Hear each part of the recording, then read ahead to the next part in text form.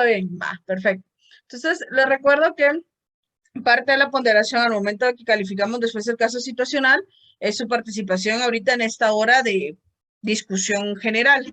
Entonces, cuando vayan a participar, dicen, soy del grupo tal. Carmen, si me puedes hacer el favor de llevar el control de quiénes van de qué grupos van participando. Está bien, Lick. Va. ¿Psico David? Nick, solo tengo una pequeña consulta con respecto a la parte de la valoración en la inyección según las condiciones. Dice que se inyecta una solución de resolución. ¿Esa para qué sirve? Pero eso es cuando para la valoración. Sí, pero es para la calibración del equipo. Ah, sirve como calibración. Esa es la parte de calibración, ajustar el equipo, que esté en buenas condiciones, temperatura, columna, y para garantizar que al momento que corremos la muestra coincida. Entonces, como decía, con respecto a que para identificación de picos y demás, entonces no me había quedado muy claro para qué se utilizaba esa solución de resolución. Y es para eliminar, digamos, picos interferentes que pueden aparecer. Como un blanco, por decirlo de una manera. Sí, más o menos como un blanco, ajá. Ah, ya. Gracias, Lick. Vale, está bien. Perfecto. Bueno, chicos. Entonces, vamos a iniciar con los planteamientos. Si se dan cuenta, pues al hablar de ranitidina es un compuesto sumamente popular. Yo creo que por lo menos en algún momento todos ustedes lo escucharon o ya lo han oído hablar. Es uno de los antihistamínicos, que podría decirse uno de los más populares que se encuentra. Según las generalidades de este compuesto, ¿a nivel de qué tipo de receptor de histamina actúa? H2. H2, gracias. H2. Trabaja a nivel de H2. Funciona como agonista, antagonista, agonista parcial. Antagonista. Competitivo, creo ¿sí? que también, ¿no? Es un antagonista competitivo, exacto. Es a través de los receptores de H2. Ya me dijeron que trabaja receptores H2 y es un antagonista. El efecto biológico, ¿cómo se evidencia? ¿O qué va a cambiar?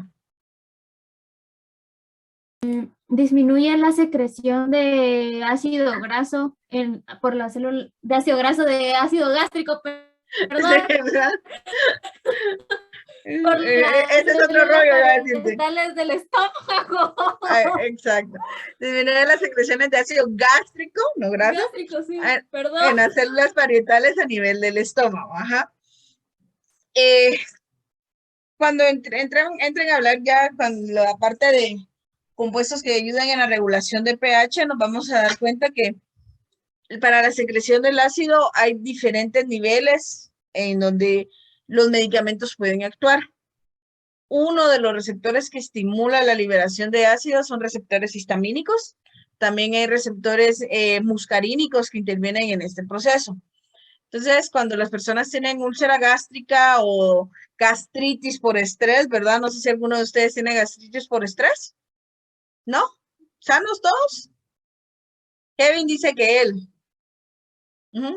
Todos. Asumo que la semana pasada se les activó al casi el 80%. Muchas de esas partes de la gastritis por estrés, bueno, tenemos que saber controlar el estrés. Un punto muy importante es en muchas ocasiones no comemos a las horas, ¿verdad? A los tiempos. Entonces, eso tienen que controlarlo, ¿verdad? Porque pueden ser complicaciones serias a futuro, ¿sí?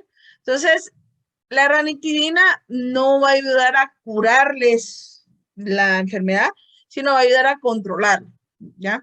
A poder controlar algunos signos y síntomas, pero hay que buscar la causa de la razón. Porque, por ejemplo, la sobresecreción de ácidos puede deberse a un tumor a nivel gastrointestinal que presiona las células parietales y por eso aumenta la liberación. Entonces hay que ver y poder determinar qué es lo que está pasando. En ocasiones puede ser por la presencia de Helicobacter pylori, que sabemos que muchas bacterias no logran crecer en un ambiente ácido. pero el Helicobacter pylori es una bacteria que logra neutralizar el ácido y mediante ese proceso de neutralización coloniza más la capa, la mucosa gástrica. El cuerpo como mecanismo de defensa comienza a secretar más ácido, pero entre más ácido le secretan, más fácil puede neutralizar y al momento de neutralizando, colonizando mayor parte de la capa superficial.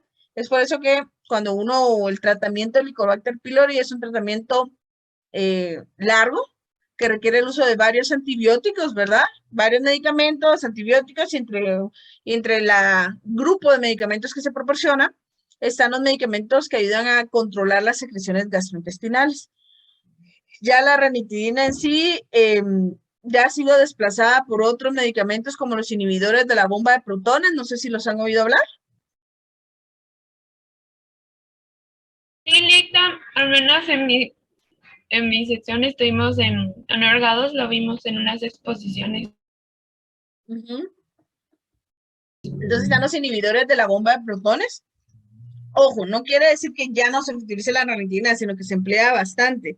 Por ejemplo, yo cuando estuve en mi EDC hospitalario, que me mandaron al San Juan de Dios, me di cuenta que a los pacientes en medicina interna, a todos les dejaban ranitidina, ¿verdad? Tal vez no tenían un diagnóstico, pero el medicamento que les dejaban era ranitidina y uno, déjale la ranitidina. Yo vine y le pregunté al médico, mire, ¿por qué le está dejando ranitidina? Yo miro en los exámenes, no muestra o no evidencia que sea por problemas gastrointestinales, ni que tenga reflujo, ningún cuadro preexistente de eso, ¿verdad? Sino que él llegaba por un dolor de piel y posiblemente que lo iban a operar por un trauma. Entonces, la respuesta del médico es, al estar hospitalizado, va a generar estrés. Entonces, ese estrés le puede provocar aumentar las secreciones de gastrointestinales, de ácido, y eso le puede dar un problema a nivel gastrointestinal. Entonces, se lo dejaban solo como profiláctico. Entonces, no, yo todavía no estaba muy de acuerdo, sigo no muy de acuerdo en dejarlo así, porque no tiene un fundamento, ¿verdad? Pero en los hospitales a veces es como que por botoneta se lo dan a los pacientes y eso es lo que hay que ver. ¿Lick? Sí, en los hospitales nacionales ya por protocolo, la persona que entra y queda internada en el hospital le dan ranitidina, por lo mismo que les decía la licenciada Nereida. Ya por protocolo, porque ya el estar internado genera un estrés y para evitar que esa hipersecreción gástrica les afecte, entonces ya por protocolo. Como dice la licenciada Nereida, y yo también pienso lo mismo, a veces las cosas de más pues no son tan buenas porque sabemos nosotros químicos farmacéuticos que todos los medicamentos pues alguna otra acción tienen, pero ellos sí. Entonces en los hospitales nacionales y en el ICS manejan cantidades astronómicas de medicamentos como ranitidina y similares que le dan a todas las personas. Ese es así como el pan diario cada día. Entonces, solo para decirles que ya por protocolo lo tienen. Aquí nos comparte Evelyn que incluso en el ICS, aunque no estén internados, se los mandan. Creo que necesitan justificar un medicamento que darles, ¿verdad? Entonces, eso es lo que tenemos que tomar en cuenta. En realidad sí se necesita. Virginia me preguntaba si en el corto decía si la ranitidina sirve para tratar rinitis. ¿Qué dicen ustedes? ¿Verdadero o falso? Era pregunta trampa. Entonces, ¿verdadero o falso? Falso. Falso. Sí. La rinitis puede tener otras causas, ¿verdad? Algunas patológicas, pero está relacionada a procesos de alergia. Y si la ranitidina ejerce su efecto sobre H2, no va a relacionarse con el receptor de histamina que está relacionado con procesos alérgicos. ¿Sí le concluye? En ese sentido, la verdad es que es un antihistamínico también. Actúan mucho más a nivel de, así como les decía la licenciada Nereida, sobre receptores H2 que se encuentran en la mucosa gástrica. Sin embargo, también han visto que pueden haber H2 en otras partes del cuerpo Y entonces, ahorita yo sí he tenido pues la experiencia que los dermatólogos también mandan mucho. Algunos agonistas inversos H2 como la ranitidina para alergias de la piel, porque dice que sí se ha visto que también se manifiesta a ese nivel. Entonces, no son los que intervienen en el proceso de las alergias, pero ya se ha visto que también en esos procesos pueden estar involucrados receptores H2 y como hay histamina liberada en esos procesos, entonces ya los dermatólogos mandan en muchas ocasiones también los agonistas inversos H2. Por el proceso de Entonces, prurito a nivel dermatológico. dermatológico, ajá. Entonces, está como, no, por ejemplo, en la rinitis no sería un medicamento de primera línea porque definitivamente hay otros receptores involucrados que son protagonistas de esa alergia, diríamos, los H1, pero pueden haber algunos receptores H2. Entonces, por ejemplo, a nivel de la piel, ya muchos dermatólogos mandan agonistas inversos H1 y también H2. Entonces, solo para decirles que como nuestro cuerpo es muy complejo, encontramos receptores por muchos lados regaditos. Dispersos por todos lados. Exacto. Entonces, chicos, ya después de esta pequeña discusión vamos a hablar de los planteamientos que teníamos. Todos los casos clínicos, todos los casos situacionales tenían este primer planteamiento. Dice, en septiembre del año 2019 se presentó un reporte de retirada del mercado de productos de ranitidina. Luego que la Agencia Europea de Medicamentos, EMA, detectara que estos productos, una impureza denominada N-nitrosodimetilamina, NDMA, planteando el hecho de que ustedes pertenecen al laboratorio de productos de materia prima. Ustedes estaban en un laboratorio que producía la materia prima, no producto farmacéutico.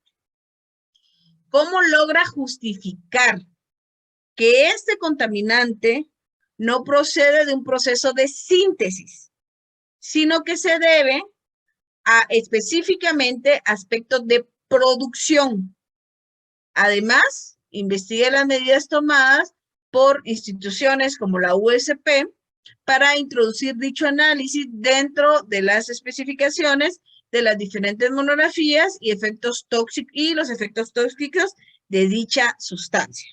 El planteamiento es que ustedes en este momento no pertenecían a un laboratorio de productos farmacéuticos, sino que eran del equipo de control de calidad de un laboratorio de síntesis. O sea, ustedes lo que venden es materia prima, no productos terminados, no formas farmacéuticas.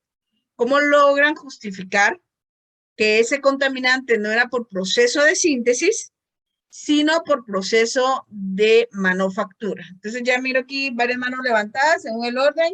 A ver, Gabriela Rack. Grupo y tu análisis. Soy del grupo 5 y según lo que busqué era porque se dice que, o sea, podríamos decir que no es proceso de síntesis porque este producto no está como solvente ni como reactivo o tampoco es un producto intermediario del proceso de síntesis. Pero encontré que sí se puede encontrar como contaminación en los equipos de fabricación. También puede producirse como proceso de descomposición en productos a partir de nitritos, y esto puede ocurrir si los laboratorios de fabricación de medicamentos no tienen como normas correctas de fabricación y almacenamiento. En cuanto a las normas de detección, la FDA publicó varios métodos. Entre los métodos está cromatografía de capa fina, que es la que se encuentra en la USP 41, y también está la cromatografía de gases acoplada a espectrometría de masas. Y también como También se dice que el NDMA pertenece a un grupo de sustancias mutágenas y cancerígenas muy potentes y que se clasificó como una sustancia cancerígena y que por eso es que tiene que tener una ingesta diaria permisible de 96,0 nanogramos al día. Y solo eso encontré. Una pregunta, me llama la atención que comentas que en la USP 41 está el método de cromatografía de capa fina para identificarlo. Eso es lo que entendí. Es el método de... El ensayo que se utiliza es pureza cromatográfica y se utiliza un método de HPLC y se identifica utilizando los tiempos de retención relativos. Específicamente el de esa impureza es 0.14. ¿Está en la USP 41? Sí. ¿En qué parte? En el volumen 2, en la parte de... En la monografía de clorhidrato de ranitidina. Ajá, está como pureza, pureza cromatográfica. La pureza cromatográfica identifica las nitrosaminas. Identifica el N. Solo detecta la impureza. Detecta el NDMA. Ajá, eso decía. La farmacopea lo dice. ¿O es el análisis que ustedes hicieron?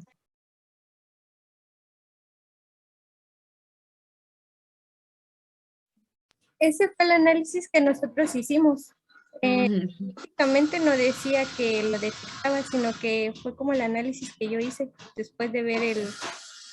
Entonces ustedes dicen que la impureza que salga en el punto 14 de tiempo de retención es la que corresponde a este contaminante. Sí. Va. Vamos a seguir oyendo y luego hago el análisis. A ver, Nicole. Gracias, Gabriela. ¿Nicole? Sí, más o menos iba por el mismo, perdón, grupo 1. Grupo 1, ajá. Sí, nosotros más o menos el mismo camino que el grupo de Gabriela. También, digamos, nos fuimos a revisar, en dado caso, las pruebas de pureza cromatográfica. Entonces, si ahí no excedían los límites, quiere decir que no fue culpa del laboratorio de materias primas. Entonces, yo encontré en un documento que creo que mandó Virginia de la OMS, que decía que también podía ser que los nitritos o las aminas podrían haberse transferido en etapas posteriores de la síntesis. O sea, no directamente, sino en etapas posteriores, como usted había mencionado, que acá en el, ¿cómo se llama? Que en el proceso de fabricación ya de la pastilla, digamos. Con respecto a lo de lo de las instituciones, yo encontré que la Unión Europea pues se evaluó estas como categorías que decían que eran sartanes y podían contener impurezas de nitrosamidas con un anillo de tetrazol realizada. Se exigió que los fabricantes evaluaran los procesos de fabricación. Y también hablaba de la FDA, como dijo Piela. Igual, entonces coinciden que pureza cromatográfica les da respaldo. Sí. Sí, va, gracias, Nicole. A ver, Irma López. Nosotros colocamos somos el grupo número 10. Grupo 10, ajá. Ajá, nosotros colocamos casi lo mismo que Nicole López, solo que digamos que como para agregar, pusimos que puede ser por la presencia de dimetilamina en dimetilfuramina, un disolvente de uso habitual. Del mismo modo, los nitritos o aminas podrían haberse transferido en etapas posteriores o concretadamente señalado por la posible contaminación a partir de fuentes externas como disolventes y materiales reciclados que contuvieran nitrosaminas. Gracias. A ver, Karin Escobar. Yo soy del grupo 6 y nosotros pusimos que el NMDA se forma muchas veces a partir de los materiales de partida disolventes y reactivos con nitritos y aminas. Y al mismo modo, los nitritos aminas podrían haberse transferido, como dijo el grupo anterior, en etapas posteriores, a partir de contaminación por fuentes externas, como disolventes y materiales con nitrosaminas, o si los equipos no se limpian lo suficiente, al cambiar de técnico se podrían producir contaminación cruzada de materiales y disolventes con nitrosaminas o por impurezas que podrían reaccionar para formarlas. Entonces, su análisis es que durante el proceso de producción le cayeron grupos amina y nitro y ahí fue porque, y a partir de eso se produjo. En resumen, lo que ustedes escribieron. Sí. ¿Sí? Bueno. Y control de calidad o medidas de control de calidad, asumo que lo mismo que habían dicho el grupo, pureza cromatográfica. Sí, también. ¿Sí? Sí. ¿Cristian? Gracias, Karin. Hola, buenas tardes, licenciada. Buenas tardes. Yo soy del grupo 14 y el análisis que nosotros hicimos iba un poco más relacionado con lo que dijo Karin que con lo que dijeron las personas que hablaron primero. Primero porque si tenía una reacción con nitritos o aminas, eso sí estaba como un poco más relacionado con el proceso de síntesis, pero en el estudio, en la actualización, publicación que hizo la OMS, dijo o concluyeron de que podría no haber sido el proceso de síntesis como tal y más basado al proceso de producción o en los aspectos de producción, era de que podía haber existido una contaminación cruzada en el área de producción con otros materiales o disolventes también, y con lo de la USP y eso, nosotros no lo relacionamos con lo de la pureza cromatográfica, porque en la monografía, lo de la pureza cromatográfica, creo que está como que más relacionado con los productos de degradación que puede tener el compuesto. Entonces, lo que hicieron, al menos la farmacopea europea, fue realizar análisis de la detección de nitrosaminas y también que todas las sustancias de uso farmacéutico incluyan las pruebas que sean pertinentes. Lo único es de que si no me alargué un poco más en colocar los tipos de prueba, y también la FDA que ha retirado los medicamentos, perdón, que superan los límites provisionales. Gracias, Cristian. Bueno. Consulto, ¿algún grupo que haya puesto algo diferente a lo ya expuesto por sus compañeros? ¿No? Buenas tardes, yo soy del grupo 13 y en mi grupo agregamos de que este contaminante, o sea, la presencia de esta sustancia en la materia prima se debe a un mal almacenamiento del producto, y ya que investigamos también que esta impureza aumenta con el tiempo y cuando se almacena a temperaturas más altas que a temperatura ambiente. Ese sí es un complemento, gracias, Crista. Bueno, miren, chicos, si yo vengo como laboratorio de producción de materia prima, demuestro toda mi ruta de síntesis, ¿sí? Y se sabe que estos compuestos se forman mediante la reacción, por lo general las nitrosamidas se forman solamente cuando una amina secundaria o terciaria reacciona con ácido nitroso, ¿sí? A pesar de que el ácido nitroso es inestable, ¿verdad? Se pueden formar a partir de nitritos, por eso que a ustedes les sonaba mucho la información de aminas y nitritos, ¿verdad? En un medio ácido, ¿ya? Les hablaban de los sartanes, pero los sartanes también es un grupo de fármacos que se emplean para problemas cardíacos, que tienen la característica que dentro de su estructura también tienen grupos aminas, ¿sí? La ranitidina, pregunto, ¿tiene grupos aminas dentro de su estructura, sí o no? Sí, tiene 2 aminas secundarias y una amina terciaria, si no estoy mal. Exacto. Entonces, la estructura del compuesto tal cual ya lo tiene. El otro recurso que necesito que me aparezca, ya sea el ácido nitroso o nitros, Yo evidencio que durante el proceso de síntesis no empleo esas condiciones, ni tampoco elevo temperaturas.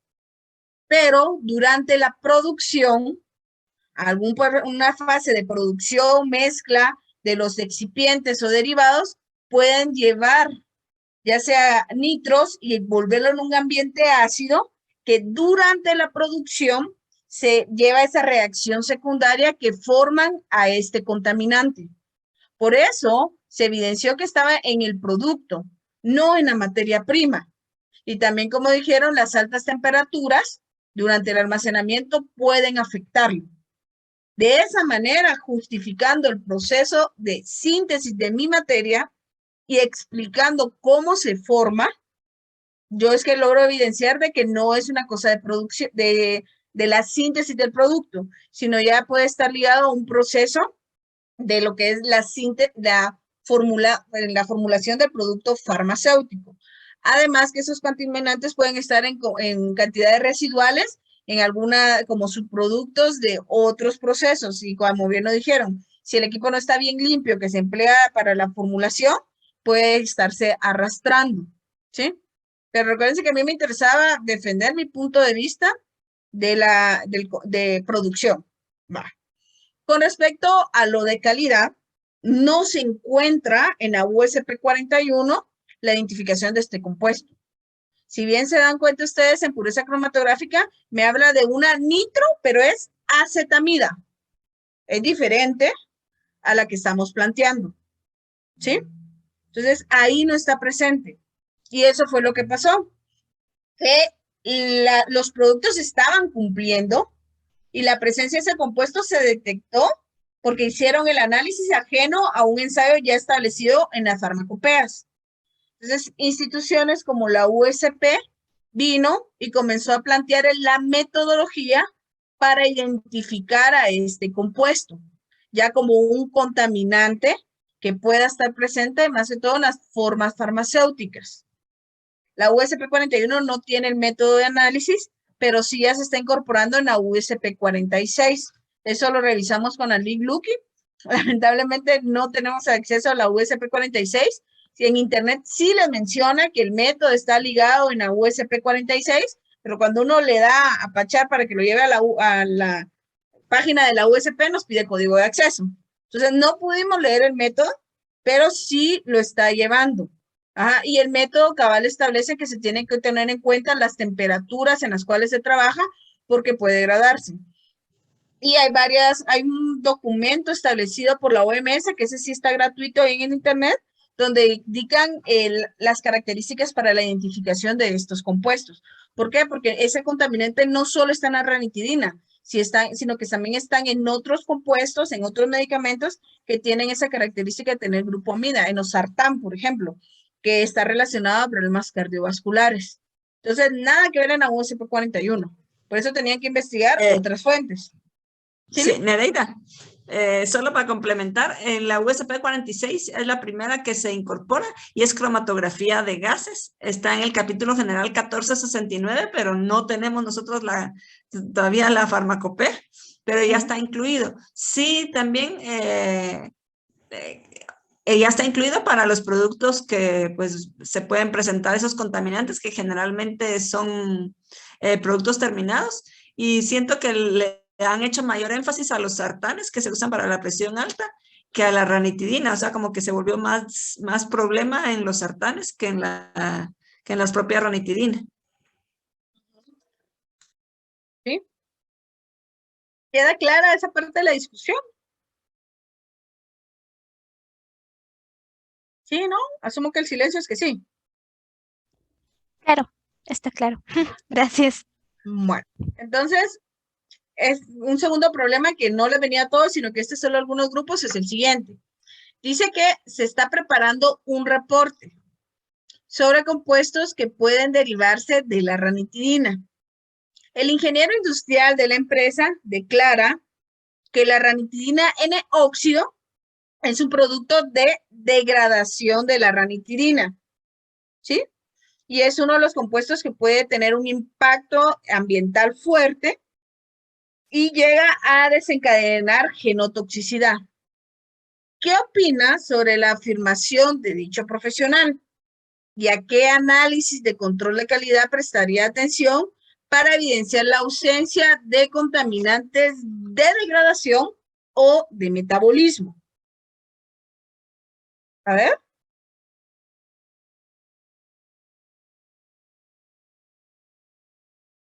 O sea que mínimo 4 grupos tenían ese cuestionamiento. Fátima Figueroa.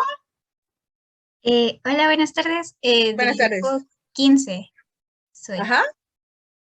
Nosotros lo que primero que encontramos fue que como en sí la ranitidina como tal se han hecho estudios y que no tiene efectos oncogénicos ni genotóxicos. Entonces, pues asumimos que la ranitidina N-óxida pues tampoco tiene esos efectos. Porque no, sí, en los estudios que encontramos que se realizó, la metabolización de la ranitidina no tenía esos efectos. Aparte, colocamos que para la presencia de la ranitidina N-óxido se podría emplear la pureza cromatográfica, porque sí es uno de las sustancias en la USP 41 que se pueden encontrar ahí. Eso colocamos. Perfecto, gracias, Fátima. Byron Hernández. Buenas tardes, licenciada. Sí, Buenas bueno, tardes, pues Byron. también encontramos algo Solo, parecido. perdón, ¿tu número de grupo para el registro? Somos el grupo número 7. Disculpe. No, no hay problema. Gracias. Entonces, también encontramos esto, ¿verdad? De que no presentan como que, bueno, al momento de metabolizarse, este va a ser después desechado por la orina y pues los estudios no han presentado como que un mayor potencial genotóxico relevante. Entonces, se decidió que es muy poco probable que contribuya a la genotoxicidad la ranitidina N-óxido. Y por otra parte, decidimos de que pues también se debe tener en cuenta esta opinión, tal vez no porque pues se ha demostrado de que no crea como que no tiene el potencial genotóxico, pero también se tiene que tener un control sobre este derivado para que no pueda causar un efecto secundario y que se tenía que tener en cuenta el control de calidad de pureza cromatográfica. Pureza cromatográfica. Vale. ¿Diana? Gracias, Bueno, Byron. yo soy del grupo número 3. Nosotros encontramos, sí, 3, de que la ranitidina N-óxido, bueno, la ranitidina se metaboliza en el hígado a ranitidina N-óxido y esta es excretada en un 6% de esta sustancia, ya sea si es administrada por vía oral o por vía intravenosa, aproximadamente el 6% de la dosis se excreta en la orina. También encontramos que no tenía genotoxicidad y pusimos que a la prueba que se le tenía que tomar importancia era la prueba de pureza cromatográfica. Perfecto. Gracias, Diana. ¿Alguien más de otro grupo que haya analizado o contestado algo diferente a lo de los 3 grupos que acaban de responder? ¿No? Lick. Sí, Jorge. Disculpe, pues mi grupo no tenía ese problema, pero solo agregando al final, si bien es cierto que tenemos que tener atención en pureza cromatográfica, creo que también en valoración, porque ahí se menciona que la resolución de ese compuesto no tiene que ser menor a 1.5, si no estoy mal. En la valoración también hay que prestarle atención. Stephanie Mendoza. Hola, Alex, soy del grupo 10. Nosotros también nos tocó esa pregunta, pero encontramos básicamente lo mismo que los compañeros, que se metaboliza en el hígado y se excreta por la orina, pero no encontramos información que diga que sea genotóxico, perdón. Y también pusimos que era importante tener en cuenta el ensayo de impurezas cromatográficas. Perfecto, gracias. Entonces, miren, chicos, aquí hay algo muy importante, es en el uso de los términos. Ahí todos los grupos mencionaron una palabra diferente a la que yo empleé en el cuestionamiento de la pregunta. Todos comentaron que el N-óxido es por metabolismo, ¿sí o no? Sí. Sí. Ajá, sí, va. ¿Y qué palabrita había utilizado yo que utilizó el ingeniero? Derivarse. No, degradación. El ingeniero les comentaba que era debido a que el N-tóxico es por degradación, así como que de forma esporádica, normal, sin sufrir alguna reacción muy en específica, el producto se desintegra, ¿sí? Se degrada. En impurezas cromatográficas tenemos que tomar en cuenta que podemos tener algunas impurezas que se puedan presentar por, o que van a estar presentes por metabolismo en el cuerpo, que se pueden sintetizar, y por lo tanto yo tengo que garantizar de que no vayan ya de por sí en la muestra, porque al momento que el paciente lo va a consumir, se va a sintetizar también en el cuerpo, como el N-óxido y el S-óxido. Esos son los dos productos de metabolismo, aunque después de la ranitidina entra y farmacocinéticamente a eso se producen. Por eso también se analizan en pureza cromatográfica.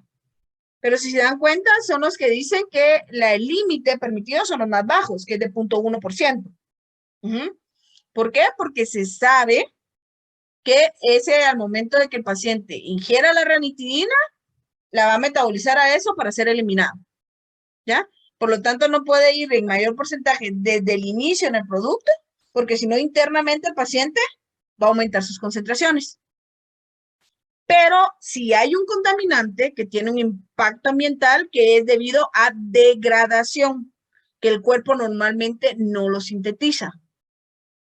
Ese compuesto que tiene el impacto ambiental es el compuesto N,N bis 2, 5-dimetilamino, metil 2, furanil, metil tío, etil 2 nitro, 1,1, etilamina, relacionado como compuesto de ranitidina bis, que es el último de los contaminantes, o compuesto de comparación B. Ese es el procompuesto que puede generar un impacto ambiental y que a ese compuesto sí le han estado relacionando o se puede ver que puede afectar en procesos de genotoxicidad, ¿ya? Ese normalmente nuestro cuerpo no lo va a sintetizar porque no está dentro de la ruta de metabolismo, pero sí puede estar debido como un contaminante durante el proceso de síntesis. Y es el otro punto de referencia, es el primero que les dice la especificación de pureza cromatográfica. Es más, es el único que les especifica, porque les dicen el compuesto relacionado B o bis no más del 0.3%. Toda demás impureza no más del 0.1% y la sumatoria total no más del 0.5%. ¿Ya?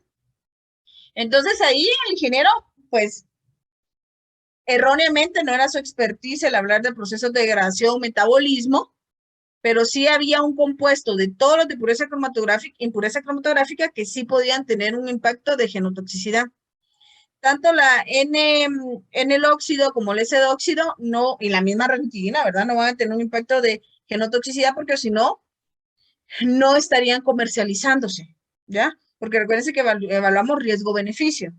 Pero otros productos durante la síntesis, que se pueden formar por degradación o alguna ruta de síntesis, sí pueden tener un impacto tanto ambiental como de genotoxicidad. Por eso se tiene que garantizar que no estén por arriba de ese límite. ¿Queda eso claro? Es el mismo compuesto y esa fue una tesis cabal de grado de cómo se van relacionando estas contaminantes. Ahí ustedes tenían que justificar en que el hecho de que no, que eso no generaba genotoxicidad y que se van a producir al final siempre por el mismo metabolismo de la ranitidina, pero el compuesto que sí tenemos que ver que se puede formar por la degradación durante el proceso de síntesis o almacenamiento, cualquier aspecto que pase, es ese compuesto relacionado B, ¿sí? Que el bis, y que es el que se me ha evidenciado que puede causar problemas ambientales, toxicidad ambiental y genotoxicidad. Fátima, me comentas que no, claro, entonces asumo que sí está claro, ¿verdad? Sí. Sí. Perfecto. ¿Alguna duda, inquietud? ¿Se dan cuenta todos los aspectos interesantes que podemos encontrar en la ranitidina, bueno, en los compuestos, sin terminar de analizando los compuestos de forma diferente?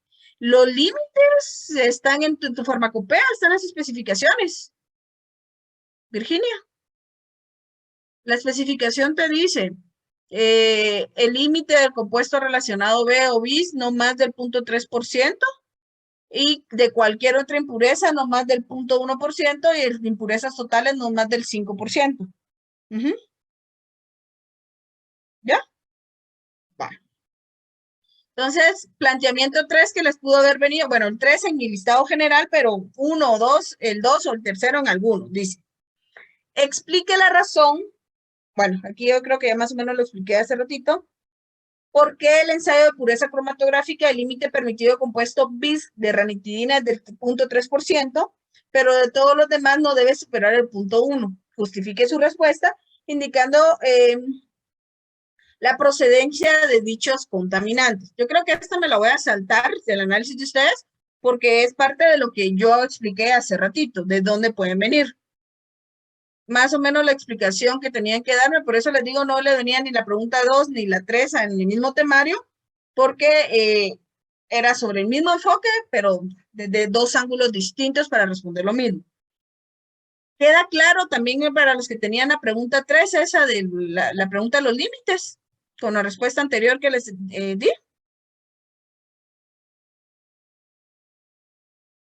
Asumo que el silencio es que sí, quedó claro. Sí. Vale.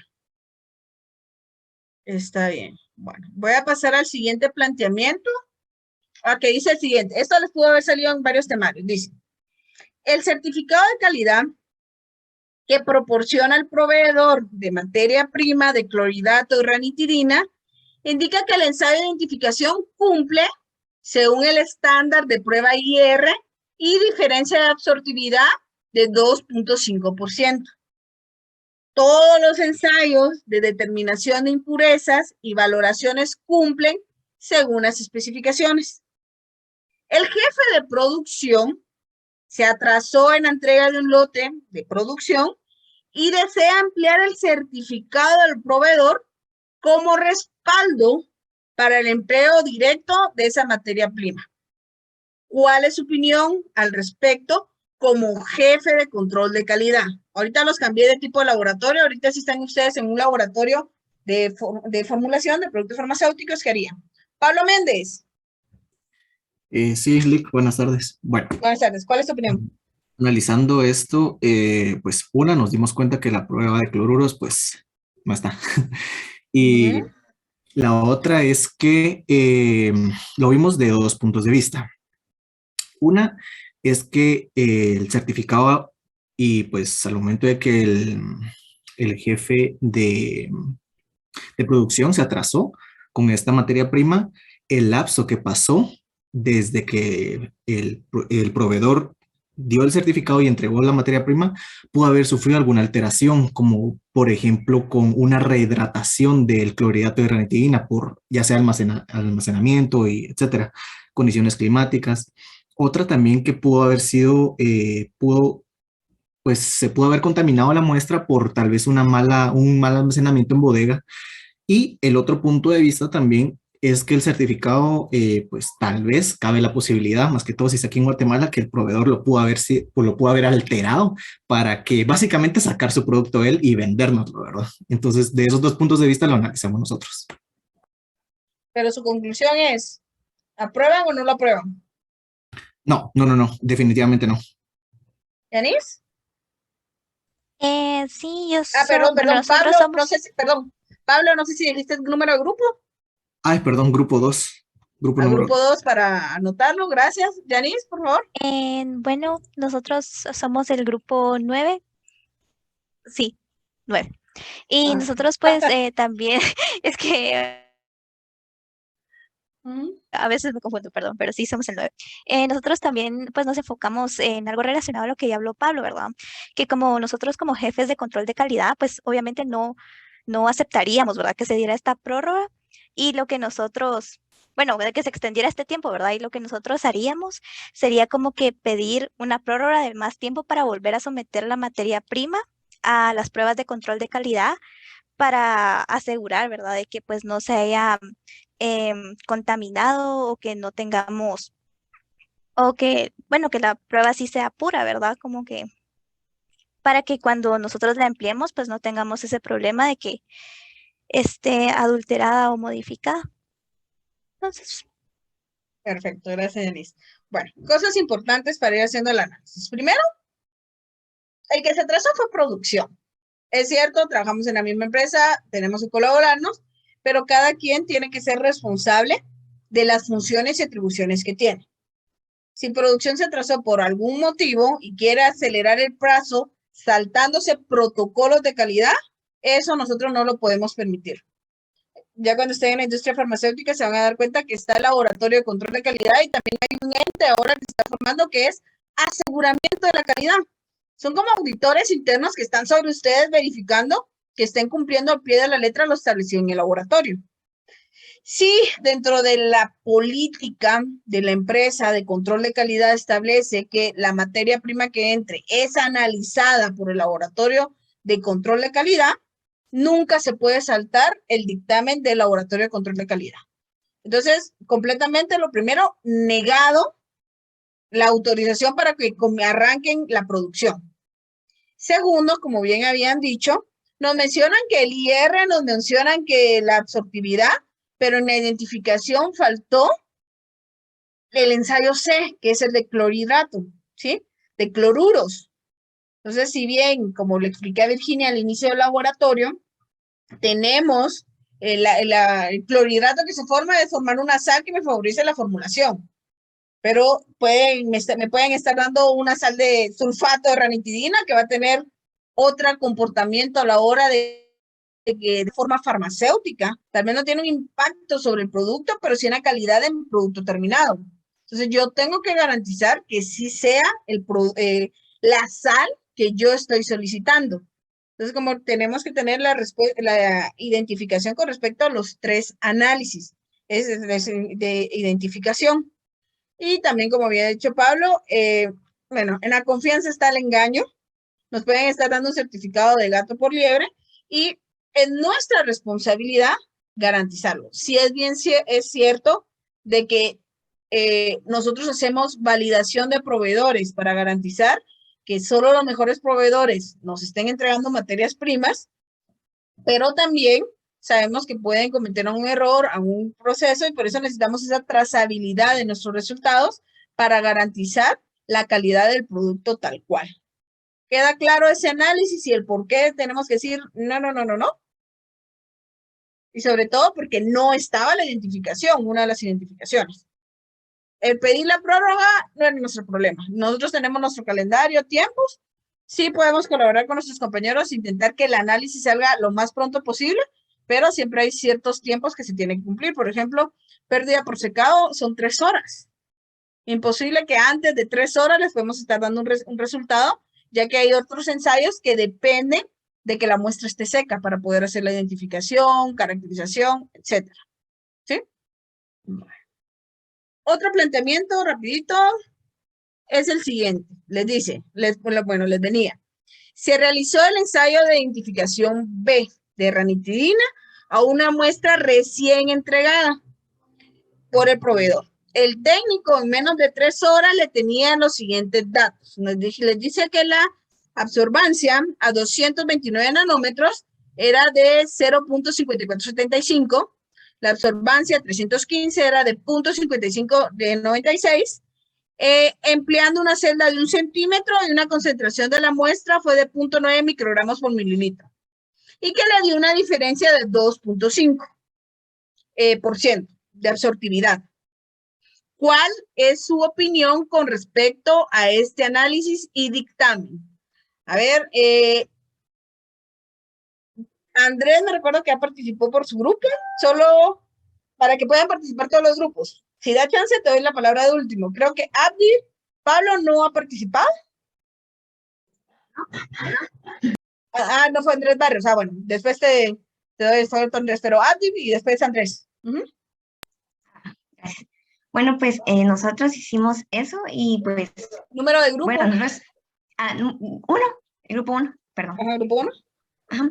Dice, lo que especificamos fue de que sí cumple con la prueba de absorción UV según USP 41, ya que no difieren más del 3,0%. Por lo que se puede inferir que la absorción de radiación de las moléculas caracterizadas por su longitud de onda o frecuencia son características de la ranitidina, confirmando su identificación en la muestra entregada por el proveedor. Perfecto, gracias. Andrés Barrios. Nosotros escribimos de que es cierto que las muestras de este ensayo de ranitidina no van a diferir en más del 3% con respecto a la sustancia seca, pero en la monografía se estipula de que la concentración requerida es de 10 microgramos por mililitro. Entonces, al hacer un pequeño cálculo, es cierto de que la concentración en 9.5 se reduce el límite a 2.85, verificando que sí cumple un límite. Entonces, sí cumpliría el límite del ensayo, pero las condiciones no son adecuadas, por lo cual no debería de cumplir. Dulce. Andrés, solo dijiste el número de grupo, perdón, antes de que hable Dulce. Perdón, se me olvida siempre. Grupo 12. Grupo 12, gracias. Dulce. Sí, yo soy del grupo 4, licenciada, y además de lo que acaba de decir usted, es que ¿cómo se llama? El ensayo de pérdida por secado se hace en 3 horas. Y cabal, el tratamiento dice que nos dan los resultados antes de completadas esas 3 horas. Entonces, no sabemos si la materia prima realmente está seca o no. Exacto, gracias. Entonces, por razones de tiempo, me voy a quedar ahorita con las 3 primeras opiniones. Luis Rosling, los dejo para el siguiente. ¿Cómo está el análisis? Ahí primero, nuestro dictamen tiene que ser que no se acepte esa respuesta. Como bien nos dice Dulce, no se trabajaron bajo las condiciones, pero las condiciones de tiempo. Digamos, la muestra no le dieron su secado de 3 horas. Y la indicación, para hacer la muestra me dicen que yo tengo que trabajar sobre muestra seca. Si solo el ensayo de pérdida por secado son 3 horas, imposible que el técnico en menos de 3 horas me esté entregando el resultado de un proveedor que acaba de llevar la muestra, ¿ya? Entonces, el análisis está mal hecho. Y además, la concentración a la cual emplea la muestra no tiene un impacto. ¿Por qué? Porque ya al momento de hacer el cálculo, para hacer el cálculo de absortividad, meto en la fórmula del cálculo de absortividad la concentración que empleé de mi muestra. Entonces, se ajusta el porcentaje. La especificación sigue siendo la misma, no más del 3%, ¿ya? Entonces, al momento de hacer mi cálculo de absortividad, se tiene que trabajar. Y otro error que tenía, que el resultado estaba mal calculado. El resultado de ese ensayo no daba el 0.2% que yo establecía, sino que si se hubiera trabajado bajo las condiciones normales, el 2.5%, el resultado efectivo era 2.2%. ¿Ya? Entonces, ¿por qué? Tomando en cuenta que el analista hizo también mal el cálculo. Recuérdense, absortividad y absorbancia no es lo mismo. ¿Sí? Entonces, ahí era parte de su dictamen. Primero, que no era válido porque la muestra no estaba seca. Y segundo, el cálculo de absortividad reportada por el técnico es erróneo, ya que él reporta un 2.5 cuando en realidad es un 2.2%. Esos dos aspectos son los que tenemos que emplear para dar el dictamen con respecto a un ensayo tan sencillo como ese de identificación. ¿Queda claro? Cuando yo hago el cálculo de absortividad, tomo en cuenta la absorbancia partido la longitud de la celda por la concentración de la muestra que empleé. Entonces, ahí es donde se me ajusta el hecho de que, si bien no lo utilicé al 10%, al 10 microgramos por mililitro, 9 microgramos por mililitro es un dato certero. Lo importante ahí es que yo sepa a qué concentración estoy utilizando la muestra. ¿Sí? Absortividad no es lo mismo de absorbancia. Eso es, creo que nos lo enseñan bueno, yo me recuerdo que me lo enseñaron en química general, recordaron en análisis inorgánico y en instrumental. Y lo terminé googleando antes para hacerles el análisis. Verifiquen, no es lo mismo. Va. Ya son las 4, rápidamente vamos a hacer el siguiente análisis, porque los otros son de cálculos y les puedo dar la respuesta que les tenía que dar. Les pudo venir a algunos lo siguiente: explique la razón por la que el ensayo de pérdida por secado se realiza al vacío a temperatura de 60 grados centígrados. Sencilla. A ver. No sé si los que se quedaron con la mano levantada la vez pasada les que salió esto. Rosly, creo que era uno de los que tenía la mano levantada.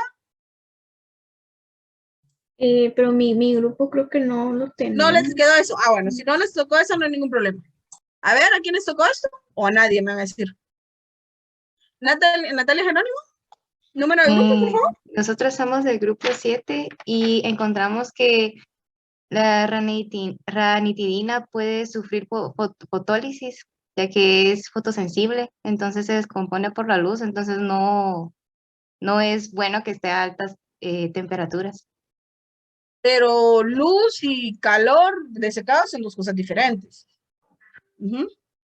A ver, Irma López, que había levantado la mano. La levanté por error. Ah, bueno. Fabiola. Hola, Lick, buenas tardes. Yo lo que estuve investigando No, perdón. Número de grupo para el registro. 3. 3, perfecto. Yo lo que estoy investigando es de que por la naturaleza es un clorhidrato. Al momento de que, por ejemplo, lo pongamos en altas temperaturas, puede formar cloratos. Entonces, eso puede cambiar el peso de la muestra y por eso es que se realiza el vacío. Pero no sé qué piensa usted. Vamos a ver. Miren, algo muy sencillo. A ver, ustedes identificaron, asumo que cuando investigaron las propiedades y generalidades de la ranitidina, ¿cómo lo buscaron? ¿Como ranitidina o clorhidrato de ranitidina?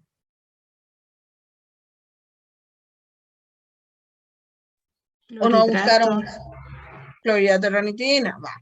Entonces, miren, jóvenes, sabemos que cuando hacemos algo por secado decimos, bueno, el agua se evapora a 100 grados centígrados.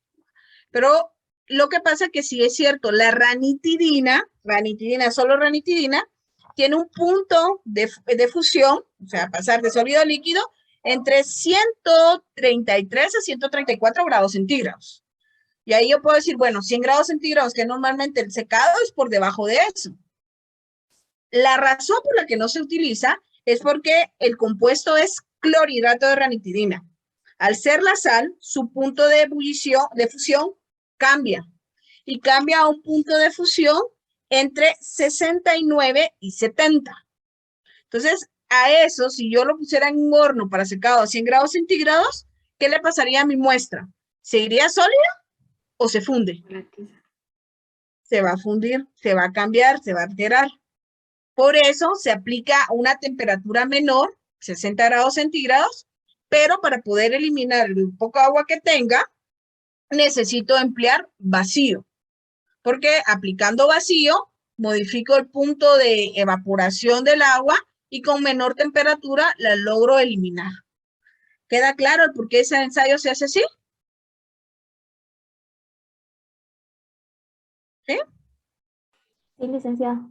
Esa es la razón. ¿Ya vieron? Yo simplemente comparé puntos de ebullición de cada una de la ranitidina tal cual y del clorhidrato de ranitidina.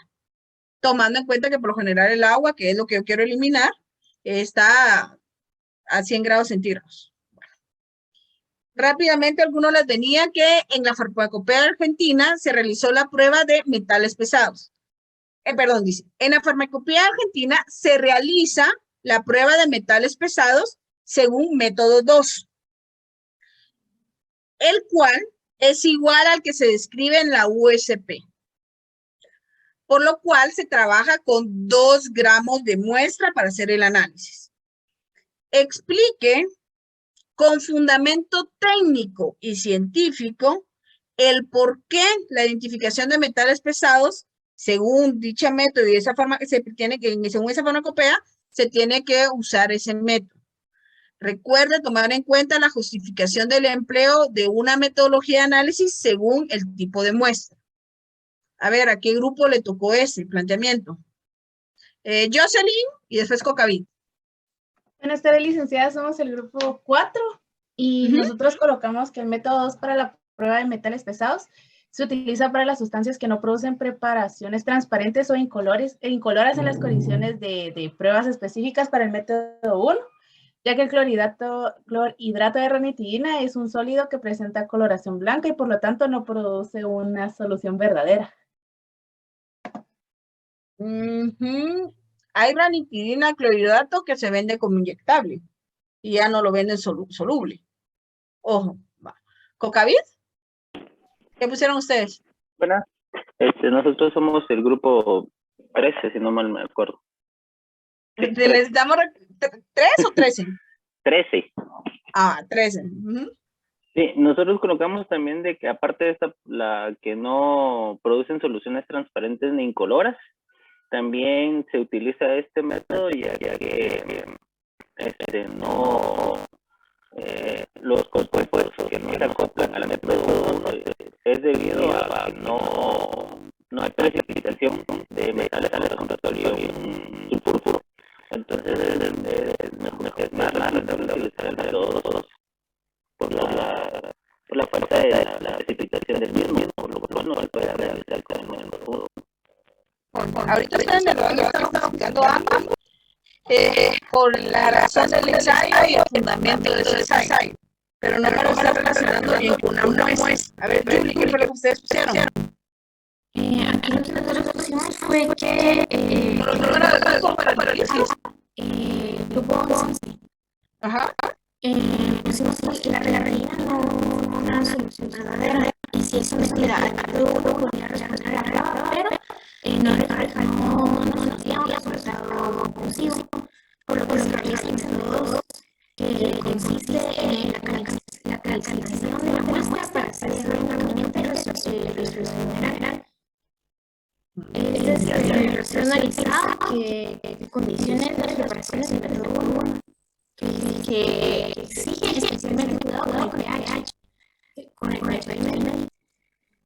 Bueno, es lo mismo, el fundamento del ensayo y justificar el por qué se aplica para esa muestra, la razón por aplicarse esa muestra. Y les vuelvo a decir, de ranitidina hay soluciones inyectables, o sea, está líquida, mira, sí se solubiliza. ¿Sí? A ver, volví algo diferente, específicamente a lo que ya me hablaron por todos los grupos que se fundamentaron solo en el método. Pues, buenas tardes a todos. Pues prácticamente sí encontramos lo mismo que habían mencionado los anteriores, pero yo puse aquí porque es una sal, no es la ranitidina como tal. Pues esta pues sí le va como que a costar adaptarse a lo que se requiere en el método 1. El método 1 me pide más solución verdadera. Exacto. Ya le dije que la alternativa debe convertirlo en sales para mejorar solubilidad. Ajá. Entonces como es el clorhidrato. Ajá. Por eso pues, o sea, prácticamente lo mismo que los grupos anteriores. Pero también hay que pues, se necesita que se destruya la estructura de la muestra. Entonces, de esta manera, pues al aplicarle el ácido nítrico, pues que el metal se deslibe y poder realizar el ensayo. Alexandra, algo diferente al fundamento del ensayo que ya me mencionaron las veces anteriores. Pues yo lo que iba a decir solo era que destruía todos los componentes orgánicos que tenía la ranitidina. Gracias. El método 1 me dice que emplea cuando me forman soluciones verdaderas. El método 2 me dice cuando la ranitidina no puede formar soluciones, digamos, cuando el compuesto no se solubiliza en agua.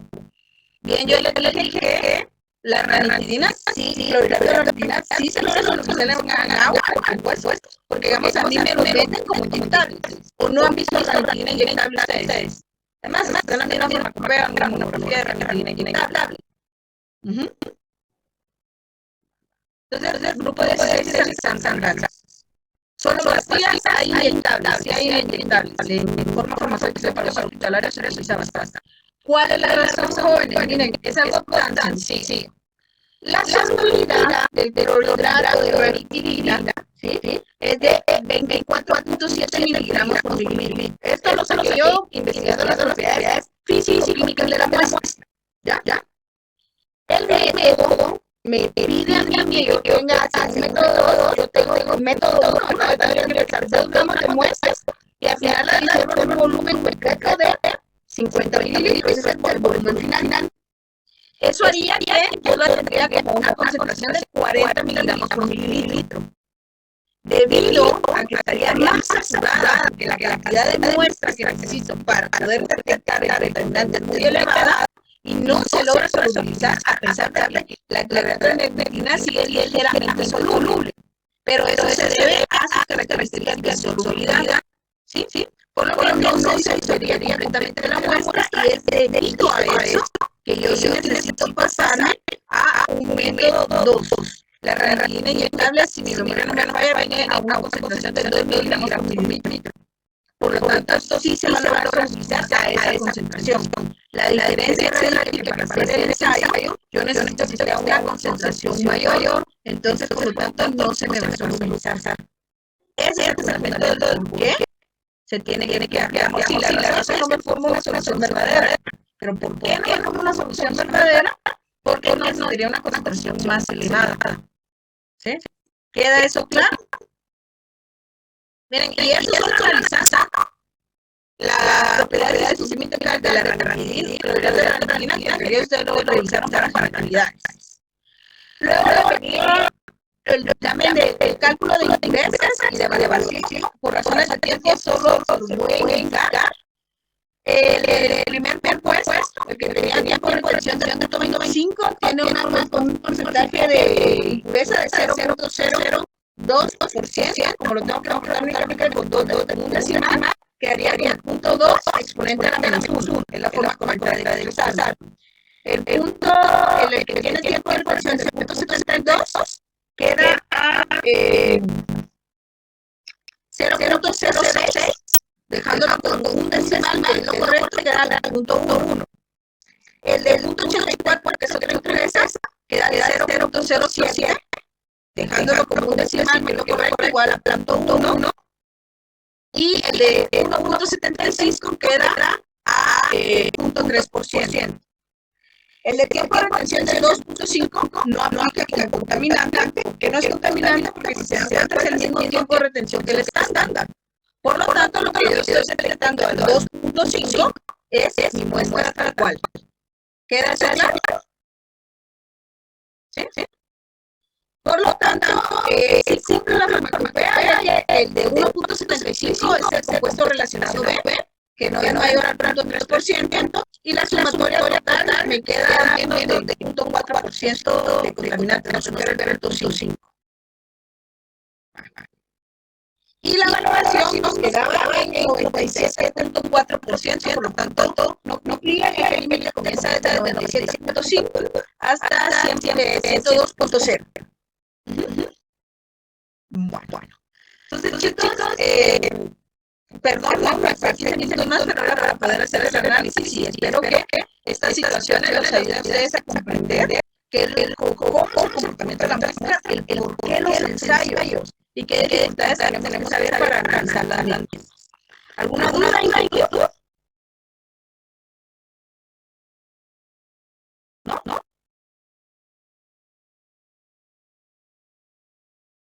La valoración es 98.0, me dice línea. Voy a revisar el cálculo, pero a mí me quedó 97.4. Vamos a revisar. ¿Sí? Puede ser que yo metí un dato ahí de error, pero voy a verificar. Está bien, chicos. Entonces, por nuestra parte sería todo en el laboratorio. Vamos a revisar el cálculo. Digo, si primero por ahora siempre lo veo lo de cambios. Los dejamos en tiempo libre y nos esperamos a las 5 para la clase. Espero que hayan firmado asistencia, como nos dio Carmen 2 veces en la clase y terminamos todo por hoy. Nos vemos. Nos vemos a las 5.